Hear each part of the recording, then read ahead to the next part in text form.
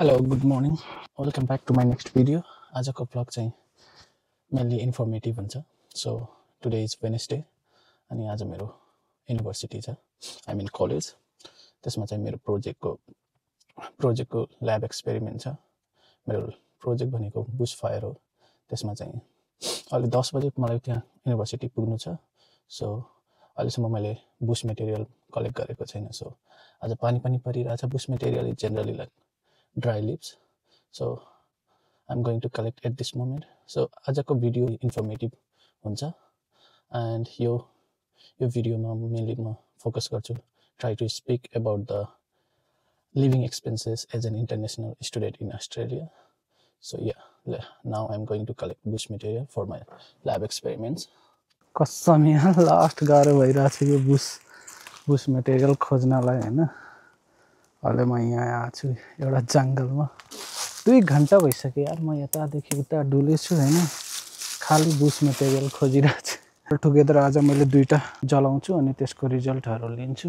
अनि एउटा मैले अघि नै लिइसकेको थिएँ. अहिले पानी परिरहेछ अनि अर्को चाहिँ अब यहाँ प्लास्टिकमा हालिरहेको छु. 2टा हुन्छ.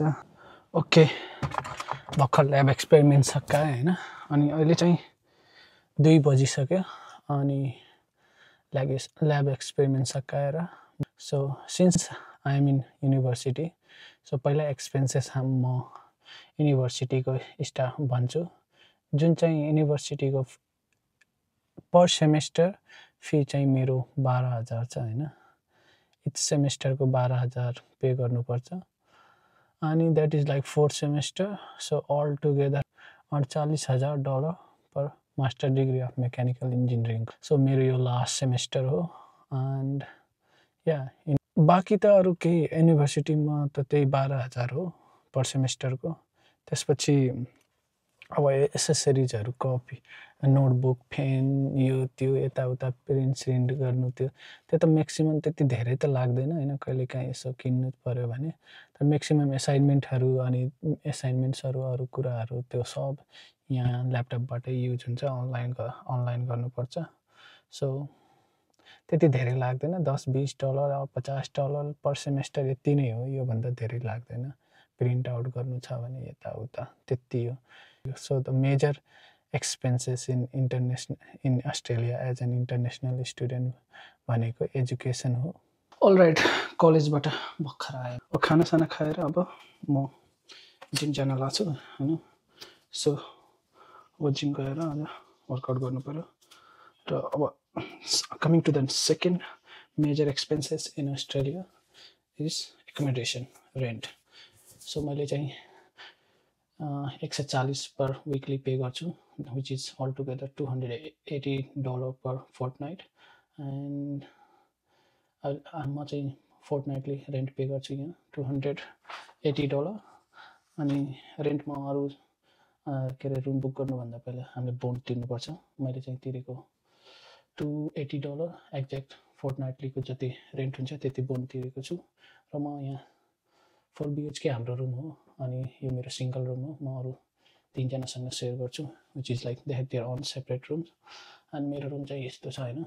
यो हो बेड सेट हुन्छ अनि सबै everything is there. So म चाहिँ रिजनलमा बस्छु. सो रेन्ट अलि चाहिँ चिप छ. मेबी अरु ठाउँमा एक्सपेन्सिभ पनि हुन सक्छ अनि चिप पनि हुन सक्छ यो भन्दा. तर म चाहिँ $280 पे गर्छु अनि स्टार्टिङमा बोन्ड तिर्ने भनेको $280. ओके, अहिले म जिम जान्छु अनि बाकी details are on the way. I will try to give. के गर्न गइरहेको केटा? म फ्युल हाल्न गइरहेको छु. यसलाई के भन्छ? खुटी भन्छ के भन्छ? डन्डी. कतिवटा डन्डी छ त? 2टा डन्डी छ.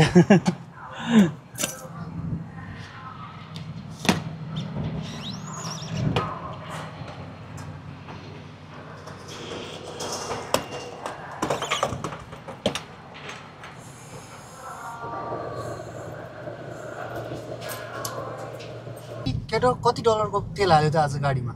सो ट्रान्सपोर्टेसन एक्सपेन्सेस कति हाल्यो त?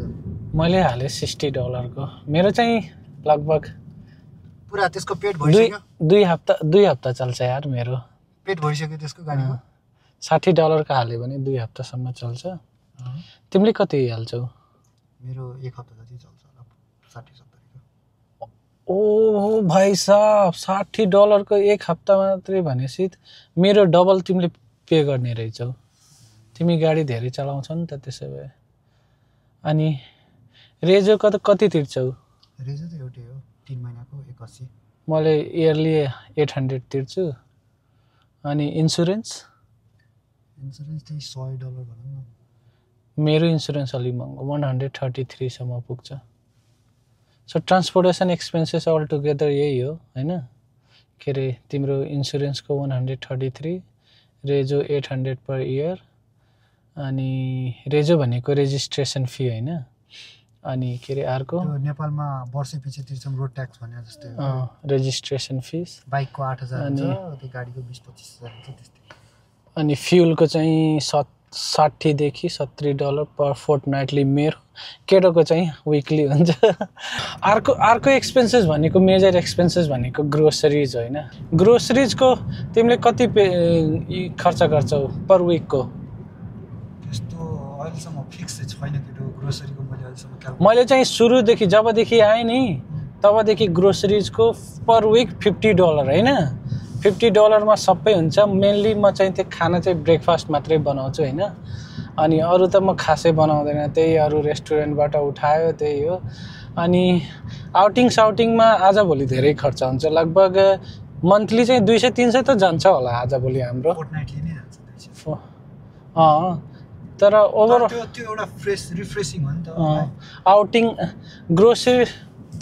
ग्रोसरीजको हैन के रे अल टुगेदर मन्थली भन्यो भने त 200 जति इनफ हुन्छ हैन यदि घरमा त्यसै खासै खाना बनाउँदैन मेरो चाहिँ 200 सम्म जान्छ हैन अनि अर्को आउटिङमा सँगै हामी म तिमी सौगात जाने हो हैन आउटिङको लगभग भनौं न 300 अल टुगेदर आउटिङको तर बेस्ट पार्ट एक आउटिङै हुन्छ नि एकचोटी गयो भने $50 जान्छ पर विक एकचोटी जान्छ हामी अनि एक दुई चोटी गयो भने त्यही हो अस्ति हामी 4 दिनमा त्यो $100 खर्च गरे पर पर्सनको हैन so yes groceries and outing eating outside त्यो सब गरे भने लगभग तिम्रो सौगात बेस्ट ड्राइभर 500 गाडी छोड्दैन $500 जति हुन्छ हैन ग्रोसरीज र हैन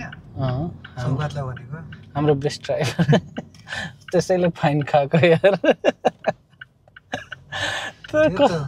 कसरी त्यसले फाइन खायो यार त्यो म बुझिरहेको छु कुन ठाउँमा त्यो अनएक्सपेक्टेड फाइन हो के त्यो अनएक्सपेक्टेड फाइन जसलाई नि हुन सक्छ त्यो अनएक्सपेक्टेड कुरा मैले अनएक्सपेक्टेड कंगारु हान्नु भनेको त्यो अनएक्सपेक्टेड हो 17 प्रो मैक्स आयो कहिले यो त पकेटमा हाल्ने हो त म त 17 किन्दैन मलाई सिधै 20 हो एकैचोटी 20 कि 21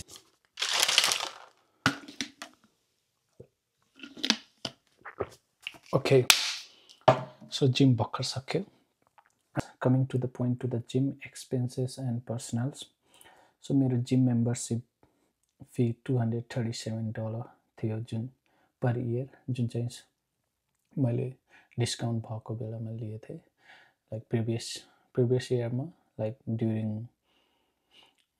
Christmas time so सस्तो पाएको थिएँ त्यति बेलामा so 237 per year नै थियो अनि अरु भनेको supplements protein multivitamins and all so म चाहिँ 71 सर्भिङको प्रोटिन $160 मा लिएको थिएँ जुन चाहिँ नर्मली मनिसको खायो भने 2 मन्थ चल्छ and vitamins and all multivitamins and all भनेर $20-30 को पर्छ so coming to the next expenses which is phone and internet so म चाहिँ अप्टसको सिम प्लान युज गर्छु $59 पर मन्थ जसमा चाहिँ 100 GB डाटा हुन्छ अनि त्यो चाहिँ मलाई इनफ हुन्छ पुग्छ फर मन्थको लागि अनि अहिलेसम्म रुममा के रे वाइफाईको चाहिँ सब इन्क्लुडेड हुन्छ all together so electricity gas water internet सब टुगेदरमा $70 सम्म मेरो लाइक म्याक्सिमम $70 सम्म जान्छ त्यो so internet will come on that one And the next is health insurance, which is like personal health insurance जुन चाहिँ आफै आफ्नो लागि लिन्छ. सो त्यो चाहिँ नेपालबाटै डाइरेक्ट होइन भिजा एप्लाई गर्ने बेलामा गरिन्थ्यो होइन, सबैले गर्नुपर्ने हो. मैले ड्युरिङ हेल्थ इन्सुरेन्सको त्यो भिजा एप्लाई गर्ने बेलामा 1400 पे गरेको थिएँ फर 2 years. अनि आई डोन्ट नो अरू भिजामा कति पर्छ यहाँ होइन, nearly like maybe something like $100 to something more than that per month. But म चाहिँ स्टुडेन्ट इन्टरनेसनल स्टुडेन्ट भएको कारणले चाहिँ मैले चाहिँ भिजा एप्लाई गर्ने बेलामा 1400सम्म पे गरेको थिएँ for 2 years. Yeah, so this is it for living expenses as an international student in Australia. I'll see you guys in the next video, and comment down any other topic you wanted to know about.